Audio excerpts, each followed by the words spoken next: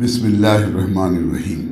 نوجوان دوستوں اور بھائیوں، حضرات، جو سب سے بڑی ٹریجڈی ملت کی ہے اور ملت کے نوجوانوں کی اور نظام تعلیم کی ہے کہ ہم نے سب لوگوں کو اپنے ذہن سے سوچنے، غور و فکر کرنے کا بالکل ذہن ختم کر دیا ہے۔ کوئی ہر آدمی اگر کوئی جماعت میں ہے تو اس کے منصوبے کے اندر بند ہے، اگر کوئی کسی حلقے میں ہے تو اپنے حلقے کی ذمہ داروں میں وہ بند ہے، اپنی نظر سے وہ نہیں دیکھتا، اپنی نظر سے غور و فکر نہیں کرتا۔ جب میں ان سے پوچھتا ہوں، دینی مدارس کے فارغین سے پوچھتا ہوں کہ لا الہ الا اللہ محمد رسول اللہ جب آپ کہتے ہیں تو اللہ کے سوا کوئی معبود نہیں جب بولتے ہیں تو آپ کو خدا کے ساتھ کیا رشتہ سمجھ میں آتا ہے؟ ہم کہتے ہیں یہ میرے دوست ہیں تو ایک رشتہ سمجھ میں آیا، یہ میرے پڑوسی ہیں ایک رشتہ سمجھ میں آیا، میرے بھائی ہیں ایک رشتہ عقل نے سمجھا اس کو۔ لیکن جب ہم کہتے ہیں کہ خدا کے سوا کوئی معبود نہیں ہے تو کیا رشتہ سمجھ میں آیا آپ کے؟ تو کہتے ہیں نہیں، کچھ رشتہ سمجھ میں نہیں آیا۔ تو کیوں نہیں سمجھ میں آتا ہے؟ اس لیے کہ ہم علم کو نہیں سمجھتے۔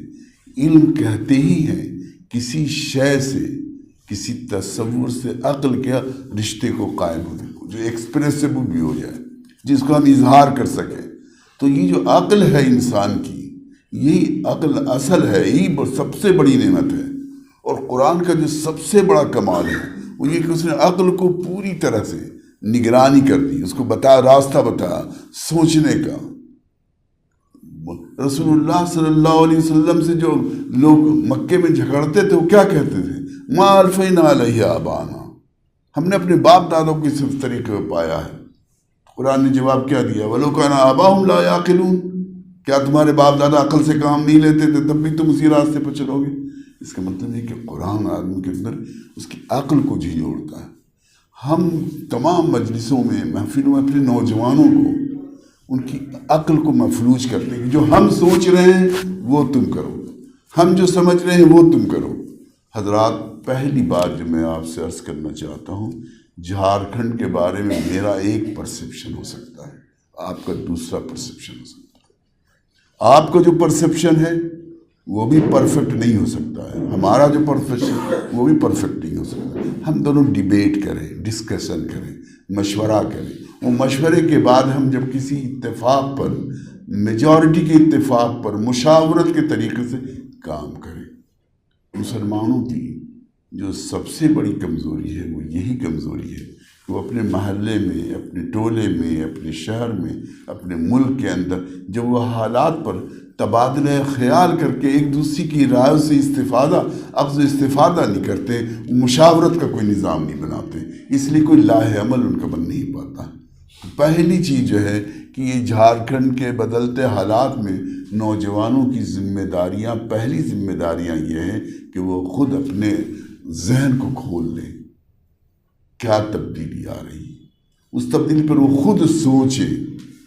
اچھا، تبدیلی کی جب ہم بات کرتے ہیں تو عام طور سے ہم پولیٹیکل چینج کے بارے میں بات کرنے لگتے ہیں اور اسی کو چینج سمجھتے ہیں۔ نہیں، صرف وہ چینج نہیں ہو رہا ہے، انسان بھی بدل رہا ہے، خاندان و سماج بھی بدل رہا ہے، حکومت سرکار بھی بدل رہی ہے، انسانی رشتے بھی بدل رہے ہیں، ٹرائبل سوسائٹی، مسلم سوسائٹی اور یہاں مختلف سماجی گروپ ہیں، اس کے رشتے بھی بدل رہے ہیں۔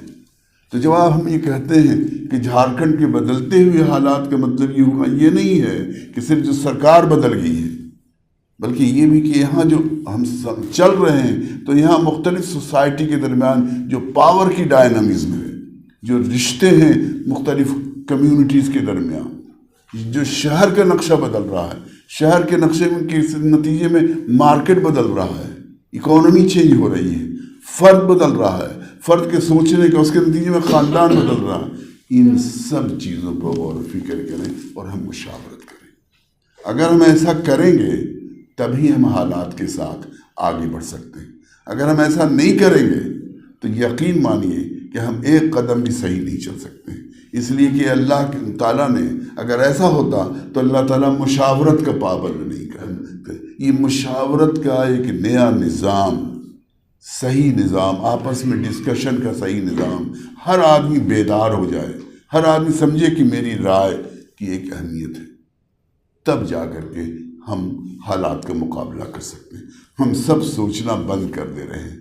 ہم اگر تبلیغی جماعت میں ہیں تو ہم سمجھتے ہیں کہ مولانا الیاس رحمۃ اللہ علیہ نے جو سوچا تھا بس وہی فائنل ہو گیا، وہی 6 باتیں ہیں، اور ہر جگہ اسی لب و لہجے میں انداز میں کہنا. ہم اگر جماعت اسلامی میں ہیں تو ہم سمجھتے ہیں کہ بس مولانا مودودی نے جو سوچا تھا کرنے. اگر ہم دیوبند کے حلقے سے بولتے ہیں تو مولانا قاسم نانوتوی رحمۃ اللہ علیہ نے جو سوچا تھا. اگر ہم ندوے میں ہیں تو ہم سمجھتے ہیں کہ مولانا ابوالحسن ندوی رحمۃ اللہ علیہ نے سوچا تھا. اگر ہم بریلوی ہیں تو ہم سمجھتے ہیں احمد رضا خان صاحب نے جو سوچا تھا. اور اس طرح اگر ہم مختلف پولیٹیکل اس میں ہیں تو ہم سمجھتے ہیں کہ انہوں نے جو سوچا تھا. حالات بدل رہے ہیں. ہمارے پاس اللہ تعالیٰ نے ذہن دیا ہے. نپولین جب اپنے وقت کے بڑے جنرل کے اس کی قبر پر گیا تو لوگوں نے اس کو تلوار پیش کی تو اس نے کہا تلوار تو میری اپنی ہے. زندہ فرد وہی ہوتا ہے جو خود اپنے شعور، اپنی عقل، اپنی سمجھ سے بات کرتا ہے، گفتگو کرتا ہے، سوچتا ہے، حالات پر خیال کرتا ہے. اچھا، یہ قوموں کے اندر یہ کمزوری پیدا کیسے ہو جاتی ہے؟ اقبال کا ایک شعر ہے، غلامی میں ناکام آتی ہیں تدبیریں تقدیریں. غلامی میں جو سب سے سیلف ڈاؤٹ پیدا ہو جاتا ہے، اپنی عقل پر بھروسہ نہیں رہتا، اس کو بتا دیا جاتا ہے. غلامی میں جو آقا قوم ہوتی ہے وہ بتا دیتی ہے. ہندوستان میں ہم مسلمان اور ہندو یہاں کے رہنے والے جتنے ہیں دلت سب کو باور کرا دیا گیا تھا کہ تم حکمرانی کے لیے نہیں ہو، تم سے حکومت نہیں ہو سکتی، دنیا نہیں چلائی جا سکتی تم سے، تم انفیریئر ہو. خود بڑے بڑے لوگوں نے لکھا ہے، بلکہ کسی بڑے کے سر پر ڈال بھی دیا کہ ارسطو تو یہ کہتا تھا کہ ایشیا کے لوگ غلام ہیں. وہ تو شاعر تو یہ کہتا تھا کہ صاحب ایشیا کے تو غلام خادمہ ہے، لونڈی ہے. تو سیلف ڈاؤٹ پیدا ہو جاتا ہے آدمی کے اندر. قرآن کیا کرتا ہے؟ یقین محکم پیدا کر دیتا ہے. سب سے جس طرح قرآن انسان کی عقل پر بھروسہ سکھاتا ہے، قل ہاتوا برہانکم ان کنتم صادقین، لاؤ دلیل، ہم دلیل پیش کر رہے تم دلیل لاؤ. تو جہاں وہ عقل کو جوڑتا ہے، عقل کی نعمت جو اللہ تعالیٰ نے اس کو استعمال کرنی، وہی خود اعتمادی بھی یقین کی دولت دیتا ہے. قرآن جو ہے ذالک الکتاب لا ریب فیہ، کوئی شبہ نہیں. قرآن نے کہا لا تہنوا ولا تحزنوا وانتم الاعلون ان کنتم مؤمنین. یہ آپ ترجمہ صحیح نہیں کرتے ہیں، یا ترجمہ کرتے ہیں تو صحیح سمجھتے نہیں. تم اگر صاحب علم یقین ہو تب. ایمان کس چیز کا نام ہے؟ اس یقین، متزلزل یقین، غیر متزلزل یقین کا نام ہے. تو قرآن مسلم سماج اور معاشرے کو عقل پر غور و فکر پر، کائنات پر غور کرنے پر سکھاتا ہے، اور انسان کی عقل کو پوری طرح متحرک کر دیتا ہے. اور دوسرا اس عقل پر ایک یقین کی دولت دیتا ہے. یقین محکم یقین. آدمی کے اندر سیلف ڈاؤٹ پیدا ہو جاتا ہے، ہم کچھ نہیں کر سکتے، ہم یہ نہیں کر سکتے. اور جب یہ آدمی کے اندر سیلف ڈاؤٹ پیدا ہو جاتا ہے تو ہر بیماری اجتماعی انفرادی ہوتی ہے. ہر آدمی اکیلے آپ کے اندر اگر سیلف ڈاؤٹ ہے تو آپ کوئی لاہ عمل نہیں بنا سکتے، اور مل کر کے بھی اجتماعی ڈاؤٹ ہے تو کوئی آپ لاہ عمل نہیں بنا سکتے. ہمیشہ دوسرے پر بھروسہ کرتے ہیں.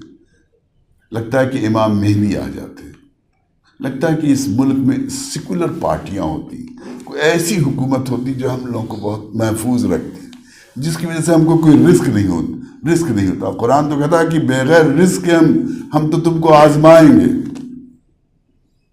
اور آزمائش کے بارے میں دیکھیں گے کہ تم کیا رویہ اختیار کرتے. تو یہ نہیں قرآن کہتا ہے، یہ ہم کو نہیں سکھاتا ہے. ہم کو خود اپنے اوپر بھروسہ کرنا اور فکر کرنا. تو یقین محکم یہ دولت جو ہوتی ہے، یقین محکم کی دولت جو ہے، یہ سب سے بڑی تمام نوجوان، مسلم نوجوانوں کے اندر، مسلم معاشرے کے اندر بہت دنوں تک، یہ تو 70 سال میں جمہوریت میں ڈسکشن، جمہوریت ہندوستان میں جمہوریت، یہ ٹرائبل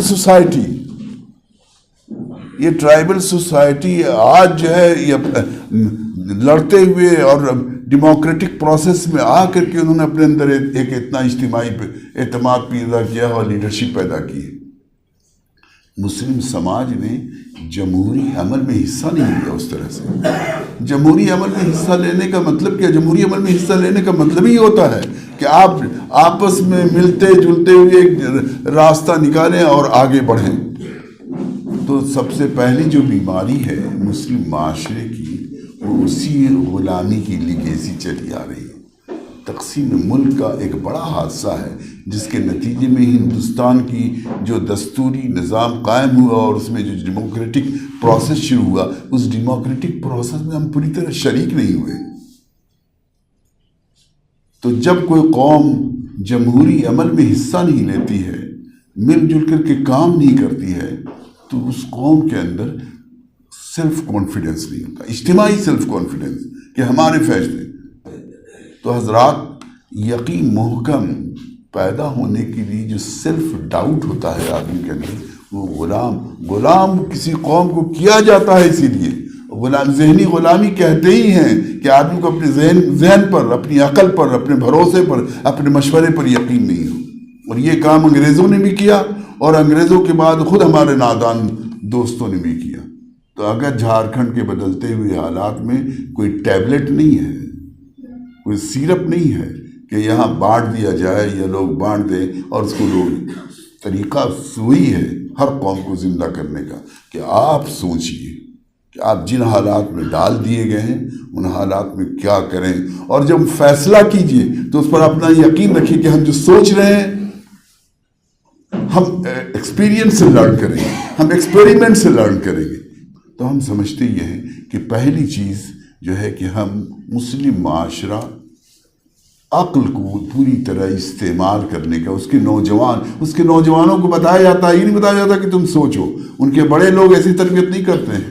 ان کے ہاں جو نظام تعلیم ہے وہ یہ تعلیم نہیں دی جاتی کہ بچے کو سوال کرنا سکھائیں. عقل کام کیسے کرتی ہے؟ عقل سوال کرنے سے کام کرتی ہے. میں نے 100 آدمی سے پوچھا کہ الحمدللہ رب العالمین میں اللہ تعالیٰ نے سورہ فاتحہ سے کیوں قرآن کو شروع کیا؟ یہ بتا دو. قل هو اللہ احد پر کیوں ختم کیا؟ معوذتین پر قرآن کیوں ختم ہوا؟ جب تم سوال نہیں کرو گے تو اس کا جواب تمہاری عقل کو نہیں معلوم ہوگا.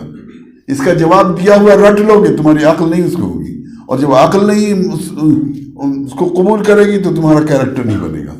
پورا قرآن کو پڑھ جائیے، اگر وہ آپ کے علم سے، آپ کے عقل سے اس کا کنیکشن نہیں ہوا، قرآن کی روشنی عقل کو منور نہیں کی، تو کبھی کیریکٹر نہیں چینج کرے گا آدمی کا. وہ حافظہ ہوگا، طوطا ہوگا.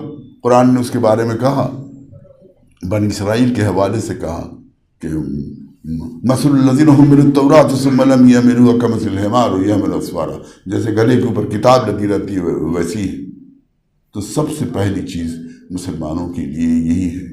دھیرے دھیرے اب نوجوانوں کے اندر بھی ہم محسوس کرتے ہیں کہ ایک بے اعتمادی اپنے اوپر آ رہی ہے، ایک کانفیڈنس کی کمی ہو رہی ہے. کانفیڈنس کی کمی ہونے کی وجہ سے جھنجھلاہٹ ہوتی ہے، بے صبری ہوتی ہے، عجلت میں، جوش میں آدمی کام کرتا، ہوش میں کام نہیں کرتا. بہت سے کام ہم نے جوش میں کیے، ہوش میں نہیں کیے. ہوش میں کام کرنے کے لیے مشاورت کی جاتی ہے، مشاورت کے بعد فیصلے کیے جاتے ہیں، اس کی مائنوٹ ڈیٹیل طے کیے جاتے ہیں. کسی قوم کو عقل اور مشاورت سکھا دیجئے، پھر اس قوم کو کوئی شکست نہیں دے سکتا. اس لیے کہ یہی دو اہم چیزیں. اس کے بعد سب سے بڑی نعمت عقل کی ہے، یقین محکم. اقبال نے جو کہا، ایک شعر کہا اس کا، یقین محکم عمل پہم محبت فاتح عالم، جہاد زندگی میں ہے یہی مردوں کی شمشیر ہے. تو یہ جو یقین محکم ہے، یہ پیدا کرنا بہت ضروری ہے. یہ پیدا اسی وقت ہو گیا جب تصور، آدمی کا تصور انسان بدلتا ہے، جب آدمی عقل سے کام لینا شروع کر دیتا ہے. اور یہ قرآن یہ کام کرتا ہے. قرآن کیسے کرتا ہے یہ کام؟ قرآن کچھ بنیادی سوال کے جواب متعین طور پر دے دیتا ہے. مثلا یہی دے دیتا ہے کہ یہاں جو کچھ ہو رہا ہے اللہ تعالیٰ اس سے بالکل باخبر ہے اور پوری قدرت رکھتا ہے، اس کا ایک قانون قدرت ہے، اس کے مطابق یہ فیصلہ ہوتا ہے. آدمی ایک دم مطمئن ہو جاتا ہے. آدمی کی زندگی کا مقصد کیا ہے؟ تو قرآن جو ہے آدمی کی عقل کو، اسی لیے اگر قرآن کو سمجھ کر کے پڑھنے کا رواج نہیں کریں. بہت سارے محفلوں میں اور بہت سارے مسجدوں میں درس قرآن کی مجلس ہوتی ہے، لیکن میں نے آپ سے عرض کیا کہ قرآن کا درس دے کر کے لوگ معنی جان جائیں اس کے، لیکن جب تک کہ خود عقل سوال نہیں کرے گی اس وقت تک اس کو عقل میں نہیں بات آئے گی. وہ عقل کا حصہ نہیں بن سکتا ہے کبھی. عقل کا حصہ بننے کے لیے ضروری ہے کہ وہ کوشچن کرے اس پر کہ کیوں ایسا ہوا. سورہ فاتحہ کے بغل میں سورہ بقرہ کیوں رکھی گئی؟ قرآن کی بہت سی آیتیں مختلف جگہوں پہ نازل ہوئی، کیوں ایک جگہ جمع کر دی گئی؟ جب تک کہ آپ یہ نہیں کہیں گے آپ یہ کر نہیں سکتے. نتیجہ ہے کہ سورہ بقرہ کے اندر اللہ تعالیٰ نے پوری بنی اسرائیل کے زوال کی داستان بیان کی، ایک 4 شیٹ بیان کی، اور 4 شیٹ بیان کرنے کے بعد اب کوئی بات تھی، ساری چیزیں اس میں بیان کر دی گئی، ان کی برائی کمزوری کی وجہ بیان کر دی. آپ کے سامنے ہم ایک آیت، یا بنی اسرائیل اذکروا نعمتی التی انعمت علیکم وانی فضلتکم علی العالمین. اے بنی اسرائیل، اللہ کی نعمت کو یاد کرو جو ہم نے تم پر کی ہے، اور ڈرو اس دن سے جب کوئی کسی کام میں آئے گا تو ہم نے فضیلت دی. واتقوا یوما لا تجزی نفس عن نفس شیئا، اور ڈرو اس دن سے جس دن کوئی کسی کے کام میں آئے گا. یہ بات کیوں کہی اس کے بعد یہ بات کیوں کہی؟ جب ہم یہ سوال کریں گے اور اس سوال کا جواب معلوم کرنے کی کوشش کریں گے تب وہ میرے عقل کا حصہ بنے گا، نہیں تو عقل کا حصہ نہیں بن سکتا ہے. اور اس کے بعد قرآن آگے کہتا ہے واتقوا یوما لا تجزی نفس عن نفس شیئا ولا يقبل منها شفاعة ولا يؤخذ منها عدل ولا هم ينصرون. صرف 4 بات کہتا ہے. کوئی کسی کے کام نہیں آئے گا، کوئی کسی کی مدد نہیں کرے گا، کوئی شفاعت نہیں کرے گا، اور کسی کا کوئی فدیہ قبول نہیں کرے گا. اور دنیا میں کوئی بھی کسی کی بھی مدد کی صرف یہ 4 شکلیں ہوتی ہیں، 5ویں شکل نہیں ہو سکتی ہے. اگر آپ کو اس آیت کی ان 4 باتوں کو عقل کا حصہ بنانا ہے تو آپ سوال کیجئے 5ویں بات کیا ہو سکتی ہے. آپ سب بیٹھے ہوئے ہیں، ابھی ہم لوگ آخر میں بات چیت کریں گے. ایک انسان دوسرے کی مدد کی ان 4 کے علاوہ کوئی اور ترکیب ہو سکتی ہے تو بتا دیجیے. یا قرآن کہتا ہے واتقوا یوما لا تجزی نفس عن نفس شیئا ولا يقبل منها شفاعة ولا يؤخذ منها عدل ولا هم ينصرون. صرف 4 شکل ہے. اور کہا وہاں کسی کام نہیں آئے گا. اور بنی اسرائیل پر 4 شیٹ کرتے ہوئے پہلے یہی بات کہی. اس کا مطلب یہ تھا کہ بنی اسرائیل کی مذہب میں، ان کے عقیدے میں، ان کے شعور میں یہ کمزوری بیٹھ گئی تھی کہ قیامت کے دن ہم دنیا میں جو کچھ کریں ایسی چہیتی قوم ہے کہ کوئی نہ کوئی شکل مدد کی نکل ہی آئے گی، اور ہم تمام کچھ گناہوں کے باوجود بھی ہم جنت میں جائیں گے، اور اگر جہنم میں گئے بھی تو وَلَن تَمَسَّنَا النَّارُ إِلَّا أَيَّامًا مَّعْدُودَةً. بس گنتی کے چند دن. دیکھا کیسا اس جوڑ دیا. مسلمانوں کے اندر بھی یہ کمزوری پیدا کر دی گئی کہ کوئی نہ کوئی شکل جمعہ کی نماز بخشوا لے گی، اور جو ہم رمضان میں روزے رکھتے ہیں بخشوانے ہیں. آخرت کا جو تصور قرآن پیدا کرتا ہے اس تصور وہ انقلابی تصور ہے فرد کے اندر، اور وہ تصور ہمارے ذہن میں اس لیے نہیں بیٹھتا ہے کہ ہم نے ایمان کو علم و یقین سے جوڑا ہی نہیں. آپ اپنے ابا جان سے شیروانی ان کی لے سکتے ہیں، ابا جان سے آپ ان کی وراثت لے سکتے ہیں، ایمان نہیں لے سکتے ہیں. آپ ایمان لانے کے لیے خود ایمان لانا پڑتا ہے. ایمان لانے کے لیے خود، اسی وجہ قرآن نے کہا قالت الاعراب آمنا. یہ اعراب آ کے کہتے ہیں کہ قل لم تؤمنوا، تم کہہ دو نہیں ایمان لائے. قل لم تؤمنوا ولا قالت الاعراب آمنا قل لم تؤمنوا ولكن اسلمنا، تم کہو کہ ہم نے اطاعت قبول کر لی ہے. ولما يدخل الایمان فی قلوبکم، تمہارے دل میں ایمان داخل نہیں ہوا. ہمارے نظام تعلیم مدرسے کا، ہمارا نظام تربیت اپنے گھر اور خاندان کا نہیں ہے. ولما يدخل الایمان فی قلوبکم. ہم ایمان کی دولت، ایمان کی جو دولت ہے یہی یقین پیدا کرتی ہے، اور یہی یقین محکم پیدا کرتی ہے. اور جو اقبال نے کہا خودی کی تربیت اگر یقین محکم سے ہو تو یہ جبرائیل غیرت جبریل ہو جاتی. تو پہلا کام تو بہرحال ملک کے حالات کچھ ہوتے رہیں، سماج کیسے ہی بدلتا رہے، جھارکھنڈ کیسے بھی، یقین محکم کے بغیر کوئی نہیں ہو سکتی چیز ہوتی ہے. اور یقین پیدا ہوتی ہے عقل سے، قرآن سے، ایمان کی دولت سے، تجربے سے، گفتگو سے، یہ عقل کے استعمال سے پیدا ہوتی ہے۔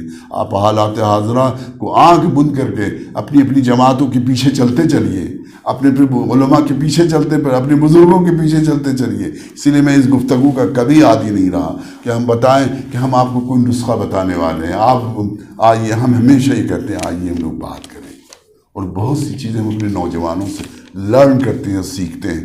آپ کو ایمانداری سے بتائیں، ہم آج آپ سے گفتگو کر رہے ہیں صرف آپ سے اس لیے نہیں کہ میرے پاس جو کچھ ہے بتائیں آپ کو، لیکن آپ سے لرن کریں کہ کیا یہاں کے حالات میں آپ کیسے سوچتے ہیں۔ جو آپ سوچتے ہیں وہ مجھے نہیں معلوم ہے، اس لیے جب ہم بیٹھیں گے تو ایک دوسرے سے استفادہ کریں گے۔ آپ سے سوال نہیں، آپ سوال کی شکل میں کچھ بتانا چاہیں بلا تکلف بتائیے۔ یہ جھجک اگر آج کی مجلس میں ہمارے نوجوانوں میں پیدا ہو جائے کہ وہ مجھے کچھ بتانا چاہتے ہیں تو مجھے خوشی ہوگی، اس لیے کہ یہی تو اعتماد ہے۔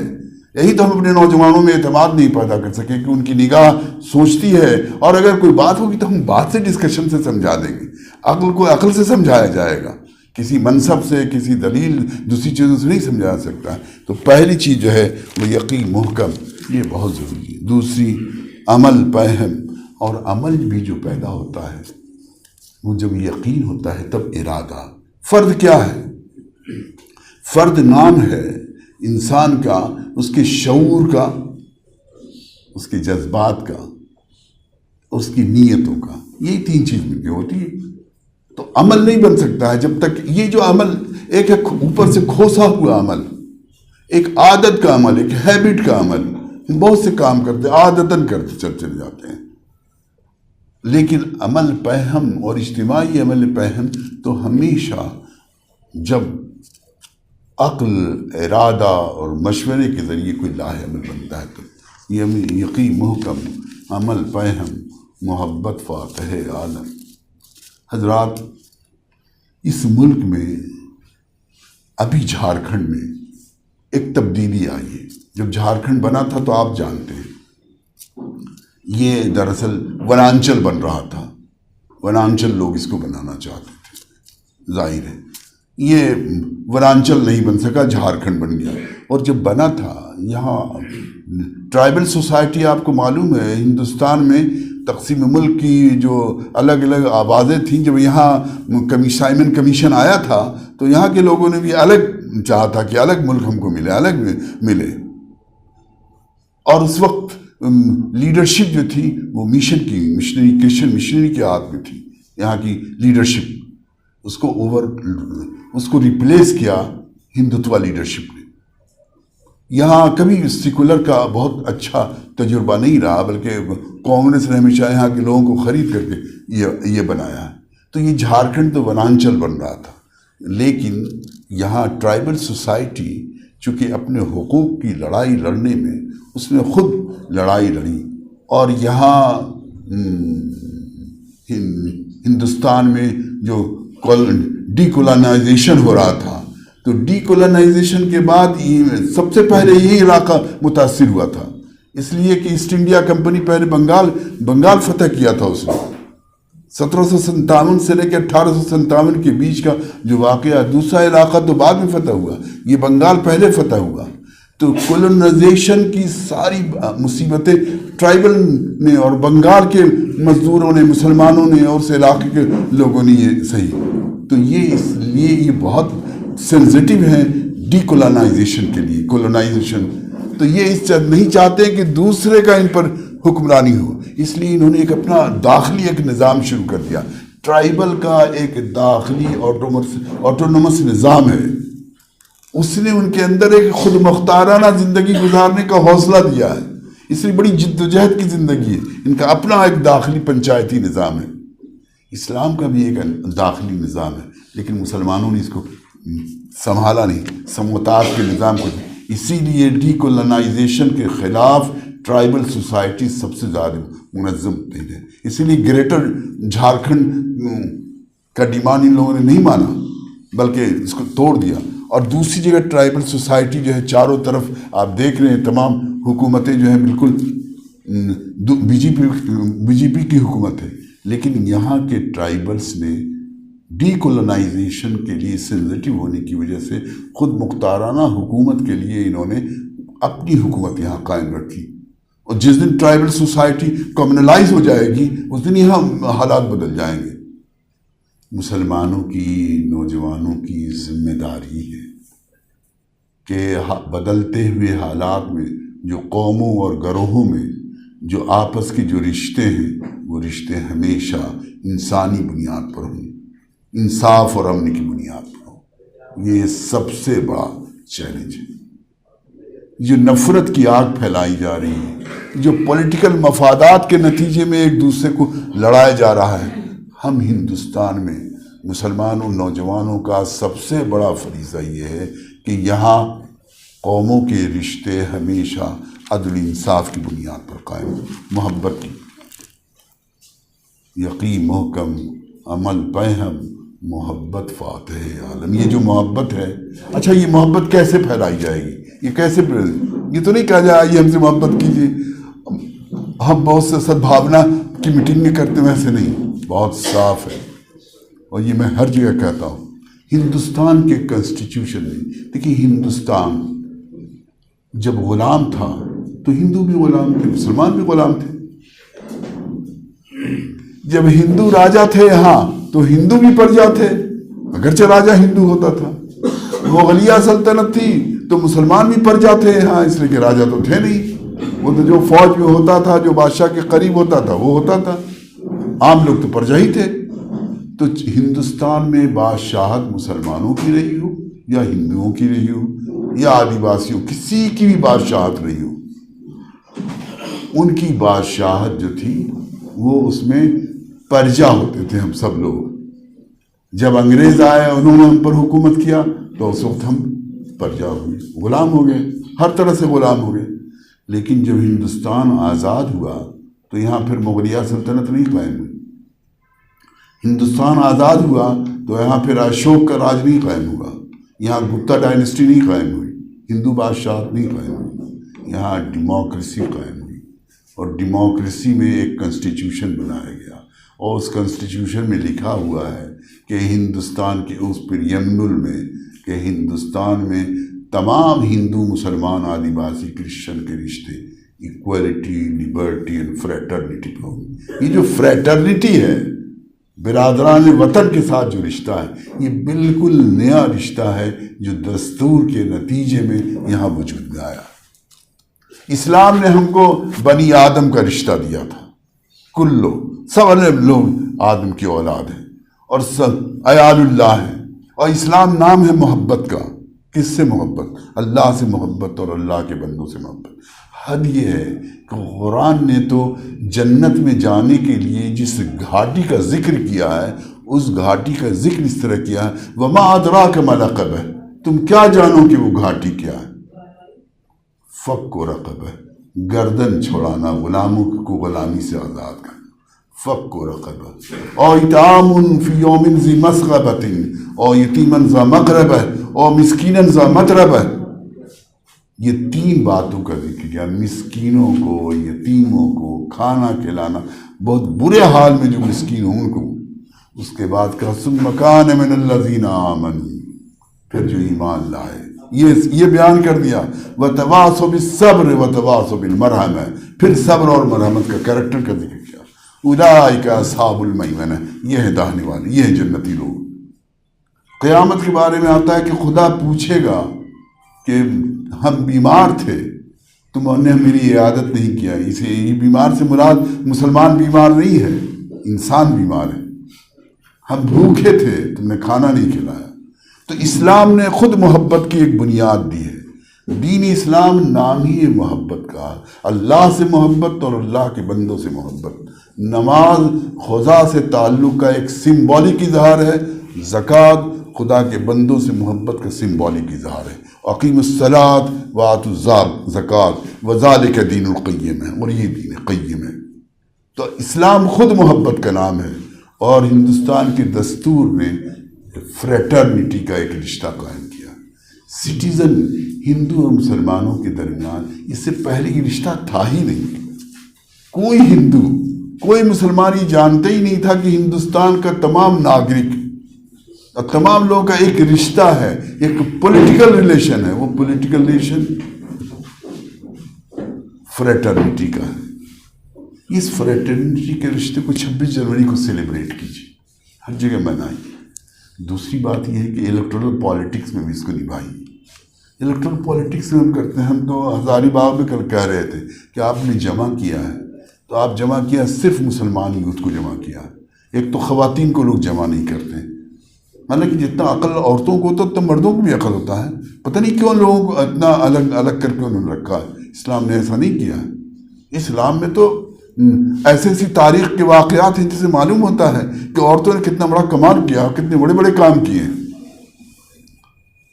یعنی رسول اللہ صلی اللہ علیہ وسلم کے ایک موقع پر تو ازواج مطہرات میں سے نے ایسا مشورہ دیا کہ جس کے نتیجے مسئلہ حل ہو گیا. ہم اس تفصیل پہ نہیں جائیں گے، وہ ہمارا موضوع نہیں. ہم اور غیر مسلموں کو نہیں بلاتے. ہم ایک پلورل سماج میں رہتے ہیں، ہندو اور مسلم معاشرہ ملا جلا معاشرہ. ایک تو گھٹرائزیشن کا ایک نئی ٹینڈنسی ہوتی، نتیجہ کہ مسلم آبادی گھٹرائزیشن کا شکار ہوتی چلی جا رہی. لیکن ہم اپنی گفتگو میں اپنی بات، یہاں پر ہم 10 غیر مسلم یوتھ ہوتے، ہم ان کے سامنے بھی بات کرتے. اور نئے جھارکھنڈ میں ہم کیا چیلنجز رکھتے ہیں اور قرآن و سنت اس کے چیلنجز کا کیا جواب دیتا، ہمارے اندر یہ صلاحیت اسی وقت پیدا ہوگی. نتیجہ کہ تھوڑا بہت ہم بھی دھیرے دھیرے دھیرے کمنل ہوتے چلے جا رہے ہیں. ہم بات اس طرح نہیں کر پاتے ہیں، پورے انسان کو ایڈریس نہیں کر سکتے ہیں. اور اگر اسی علاقے میں 4 غیر مسلم کھڑے ہو جائیں الیکشن میں اور ایک مسلمان کھڑا ہو جائے تو ہم بھی سوچیں کہ مسلمان ہی کو دے دیے. یہ فریٹرنیٹی کے خلاف بات ہے. آپ ڈیبیٹ کریں کہ یہاں پر جو 4 کھڑے ہوئے ہیں اس میں ان میں سب سے کمپیٹنٹ آدمی کون ہے. اگر کمپیٹنٹ جو آدمی ہوگا آپ اس پر بات کر سکتے ہیں. وہ ہندو بھی ہو سکتا ہے، مسلمان بھی ہو سکتا ہے. لیکن جب ہم یہ کہیں کہ مسلمانوں کی جہاں آبادی ہے وہاں مسلمان ہی نمائندہ ہوگا، چاہے وہ اچھا ہو چاہے برا ہو، تو نیچرلی آپ اس پالیسی کو، اس سیاست کو بڑھائیں گے جو کہتا ہے کہ ہندو کی میجورٹی ہے. ڈیموکریسی میجورٹورین ہے نہیں. ڈیموکریسی جمہوریت اس کو نہیں کہتے ہیں اکثریت کی حکومت کو. جمہوریت کا مطلب ہوتا ہے کہ فیصلے اکثریت سے ہوں گے اور وہ عقل سے دلیلوں سے ہوں گے. تو جب ایک طبقہ ہے جو فائدہ اٹھانے کے لیے جمہوری ڈیموکریسی کو میجورٹورینزم میں بدل رہا ہے، تو آپ بھی میجورٹورینزم میں کے فریم میں گفتگو کرنے لیجیے گا، تو اس کا تو مطلب یہ ہے کہ میجورٹورینزم بڑھے گا. ایک طبقہ ہے جو کہتا ہے انسانوں میں ایک نیا رشتہ جو ہندوستان کے بنانے کا ہے، فریٹرنیٹی کا، وہ رشتہ اسلام سے متصادم نہیں ہے. اسلام اس رشتے کو اسٹرینتھن کرتا ہے. اس رشتے کو اسٹرینتھن کرنے کے سلسلے میں اور آپ پھر اس بائنری میں چلے جائیں گے، تو اس کا مطلب ہے کہ آپ اس کو اسٹرینتھن نہیں کریں گے. آپ اندازہ کیجئے ابراہیم علیہ السلام کی دعا ہے، رب اجعل ھذا بلدنا آمنا، اے اللہ اس شہر کو امن کا شہر بنا. اس کا مطلب کیا ہوا؟ اس کا مطلب ہوا کہ پیس اور امن ہماری پالیٹکس کا، ہماری اجتماعی زندگی کا سب سے پہلا ایجنڈا ہونا چاہیے. رب اجعل ھذا بلدنا آمنا. اور دوسری آیت پر غور کیجیے، اور نوجوانوں کو خاص طور سے ہم متوجہ کرتے ہیں، اور علماء کرام بھی بیٹھے ہوئے ہیں، دانشوران بھی، کہ ان لوگوں کو بتائیں وَارْزُقْ أَهْلَهُ مِنَ الثَّمَرَاتِ مَنْ آمَنَ بِاللَّهِ وَالْيَوْمِ الْآخِرِ. ابراہیم علیہ السلام نے کہا اے اللہ ان کو کھانا پانی دے جو ایمان لائے ہیں اور اللہ پر اور آخرت پر. اللہ نے کہا کہ نہیں یہ بات نہیں ہے. جو ایمان نہیں لائے ہیں ان کو بھی ہم روزی دیں گے. اس کا مطلب یہ ہے کہ کہیں کسی سماج میں کھانا، زمین، انسان کی جو بیسک نیڈس ہے اس کی فکر، یعنی ابراہیم علیہ السلام کی دعا کو اللہ میں نے کریکٹ کیا، وَجَعَلُوا مِنَ الثَّمَرَاتِ مَنْ آمَنَ بِاللَّهِ وَالْيَوْمِ الْآخِرِ. ایک اچھے ہندوستان کو بنانے کے لیے، ایک صحیح معاشرے کو بنانے کے لیے، جھارکھنڈ کو بنانے کے لیے اگر یہ پالیسی آئے، یہ سیاست آئے، یہ لینگویج آئے، یہ گرامر آ جائے ہماری، تو یقیناً ہم موجودہ چیلنجز کے مقابلے میں جو بدل رہا ہے سماج کس طرح بدل رہا ہے.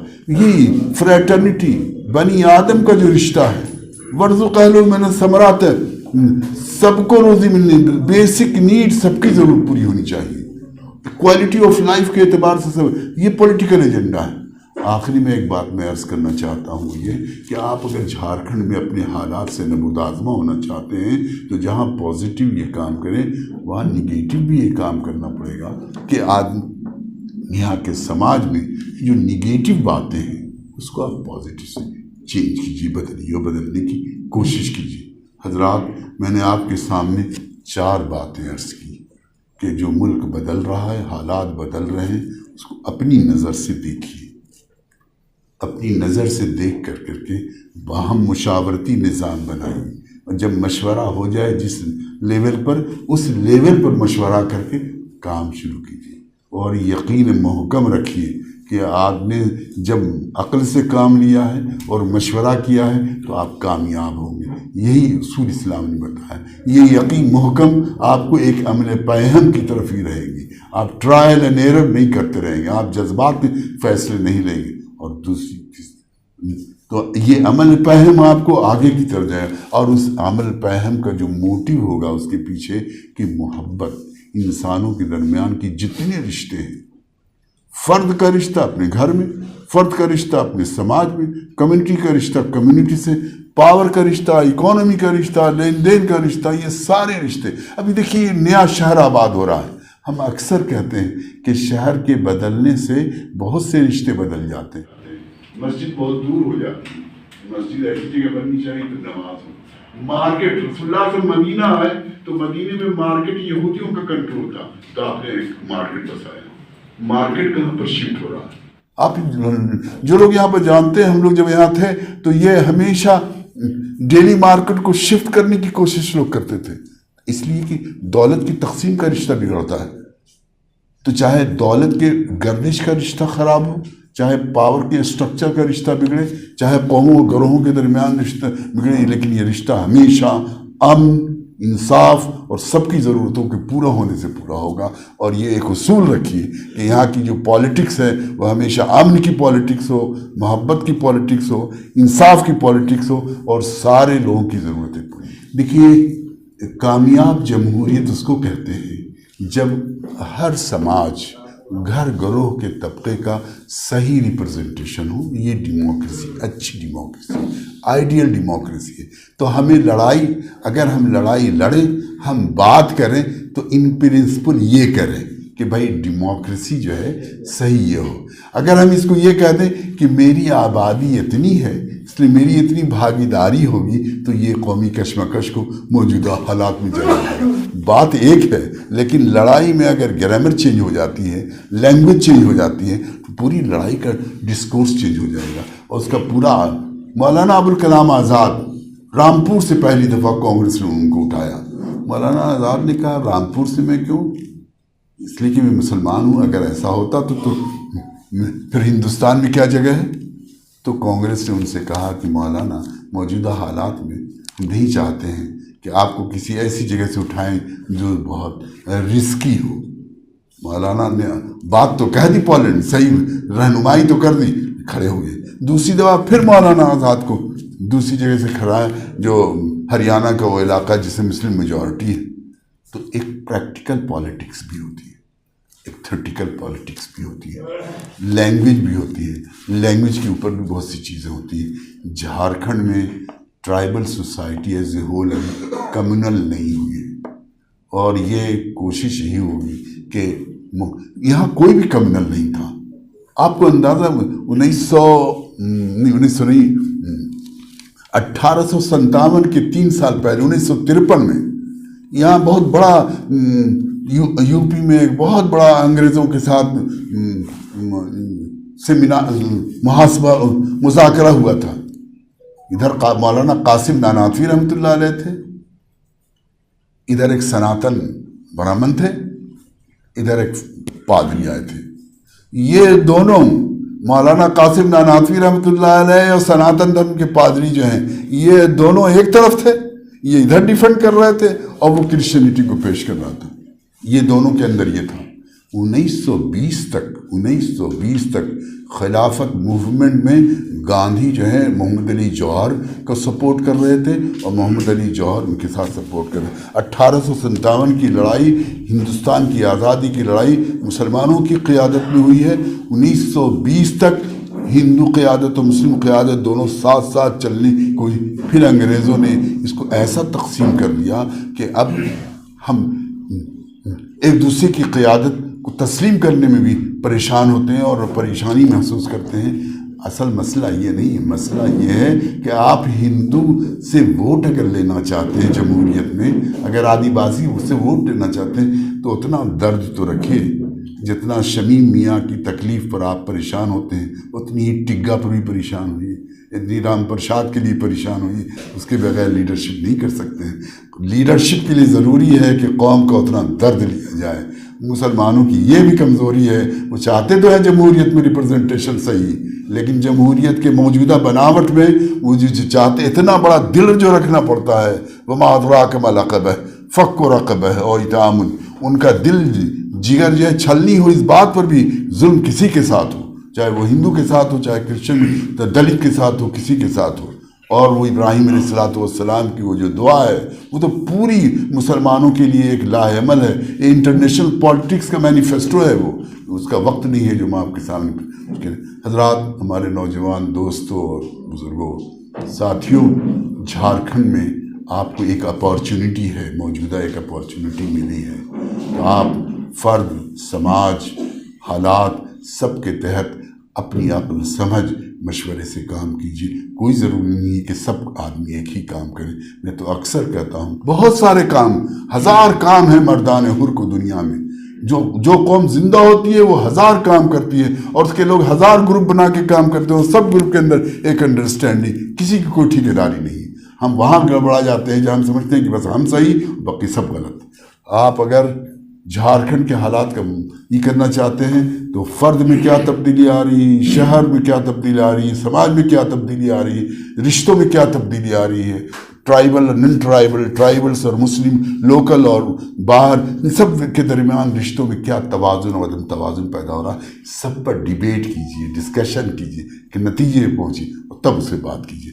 اللہ تعالیٰ سے دعا ہے کہ اللہ تعالیٰ ہم سب لوگوں کو حالات کو صحیح طور پر سمجھنے، تبادلہ خیال کرنے، نتیجے پر پہنچنے، عمل کرنے، عمل سے پر لرن کرنے، غیر مسلموں سے سیکھنے، سبوں کے ساتھ مل کر کے کام کرنے کی ایک نئی صلاحیت و قوت پیدا کریں۔